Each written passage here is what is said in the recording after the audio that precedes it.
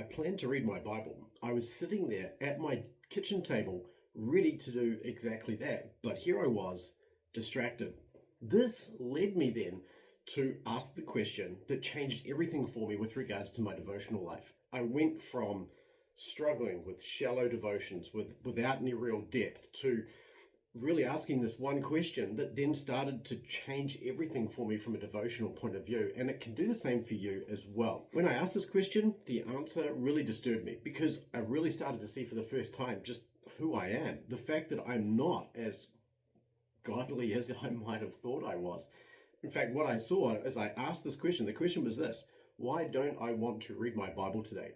And as I asked this question, I started to grapple with the fact that the reason I didn't want to read my Bible today was not because there was something wrong with God or that God had changed, but because I felt and believed that I didn't need God.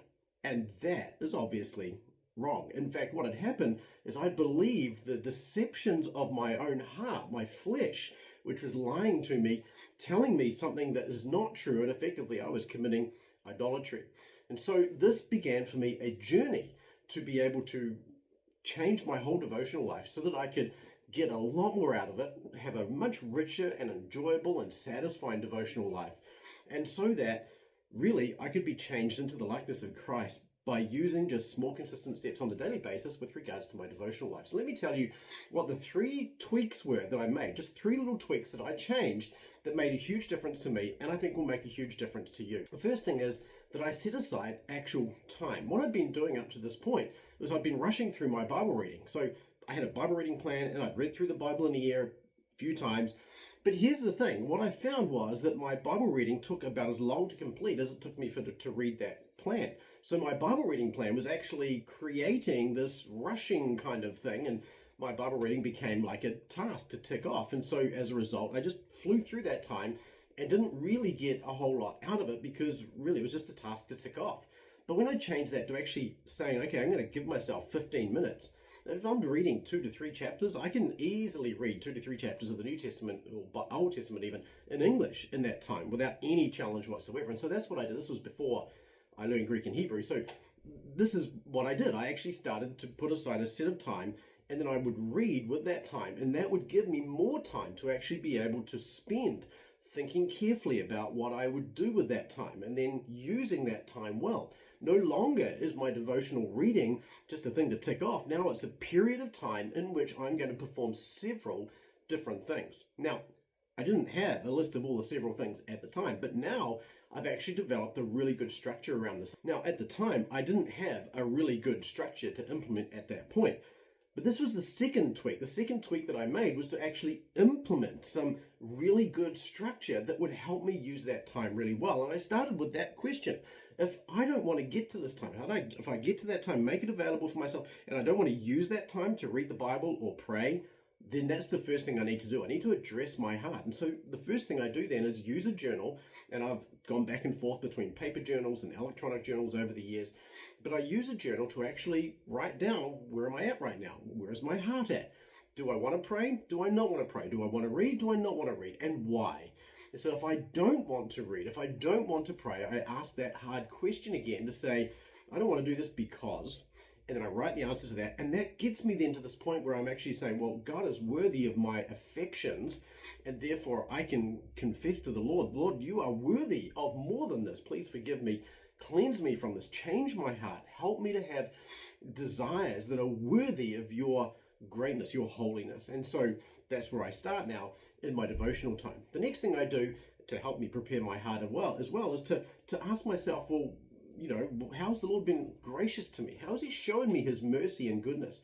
And so I write down three things that the Lord has done for me recently in the last 24 hours or whatever it is, that I can use to give thanks to him, that help me to see his goodness and grace to me. And sometimes this is easier than other days, but this is a good exercise because it changes my heart from going, I don't have, to I do have, because of the Lord's goodness. And of course, particularly when I realize that I'm not worthy of the good things he's given me, this is really quite a rich time.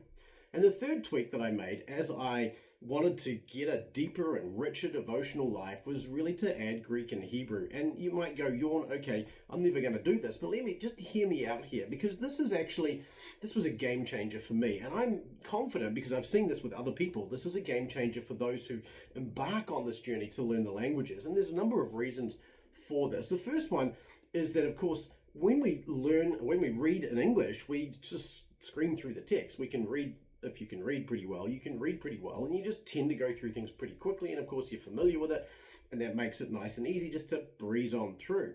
The original languages force you to slow down, to think carefully about what you're reading, to consider the use of words that the authors have chosen. Why did they use rhema rather than logos? Or why did they use this word rather than that word? Or what about this metaphor or this idiom or whatever it happens to be? And they are there in Scripture.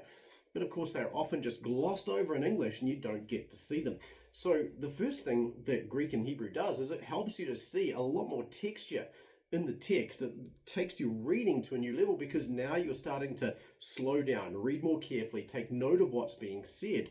And this also has another impact, and that is that now you're actually reading in the original author, or the original author in their own words. You're not stuck in the 21st century where everything's being reworded for a 21st century mindset. You're actually having to ask, why did he say it this way? And how does that apply to the cultural assumptions that I have?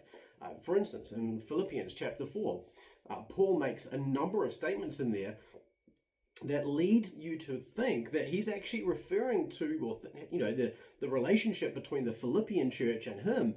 They kind of got this expectation that they're going to be a patron and he's going to be a benefactor. And so part of, I think, what he's doing in chapter 4 there is just to reset that expectation. That's why he doesn't say thank you to them, because to do that would mean that he's acknowledging them as a patron. And that's not what Paul is doing. He's saying, I'm a minister of God first and foremost, and that's the paradigm through which you're going to see me. So as you get into the original languages, you start to see these things which question the cultural assumptions that English provides, because English has to bring things into our culture so that we can understand it.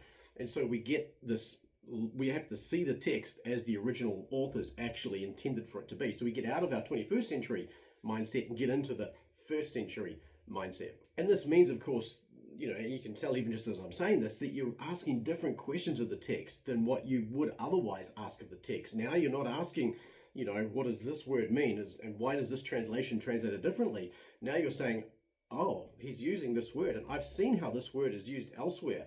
What are the implications of that for this particular passage?